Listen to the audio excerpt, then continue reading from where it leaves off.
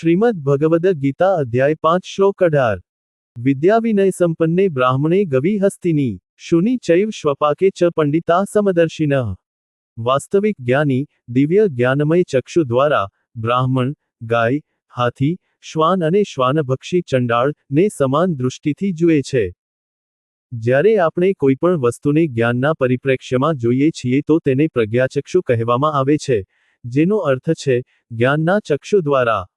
શ્રીકૃષ્ણ વિદ્યા સંપન્ને શબ્દનો ઉપયોગ આ જ સંદર્ભમાં કરે છે, પરંતુ તેઓ તેમાં વિનય અર્થાત વિનમ્રતાનો પણ ઉમેરો કરે છે। દિવ્ય જ્ઞાનનું એ લક્ષણ છે કે તે વિનમ્રતાના ભાવથી યુક્ત હોય છે, જ્યારે પુસ્તકીય જ્ઞાન વિદ્વત્તાના અહંકારથી યુક્ત હોય છે। શ્રીકૃષ્ણ આ શ્લોકમાં પ્રગટ કરે છે કે દિવ્ય જ્ઞાન શારીરિક દૃષ્ટિ કરતાં કેવી રીતે ભિન્ન દર્શન પ્રદાન કરે છે।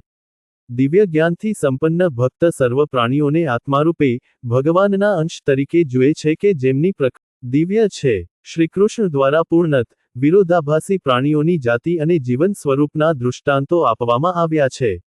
એક વૈદિક બ્રાહ્મણ કે જે કર્મકાંડ અને ધાર્મિક અનુષ્ઠાનો કરાવે છે તે આદરણીય છે, જ્યારે શ્વાનભક્ષી ચંડાળને જાતિભ્રષ્ટ ગણીને પતિત ગણવામાં આવે છે। ગાય મનુષ્ય જાતિના ઉપયોગ માટે દૂધ આપે છે, પરંતુ શ્વાન નહીં। હાથીનો ઉપયોગ શોભાયાત્રામાં કરવામાં આવે છે, જ્યારે ગાય કે શ્વાનનો નહીં।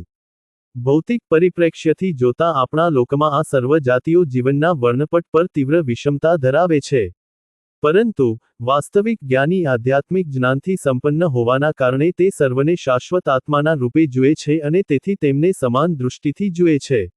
વેદો એ મતનું સમર્થન કરતા નથી કે બ્રાહ્મણ, પૂજારી વર્ગ એ ઉચ્ચતર વર્ણ છે, જ્યારે શૂદ્ર, શ્રમિક વર્ગ એ નિમ્નતર વર્ણ છે।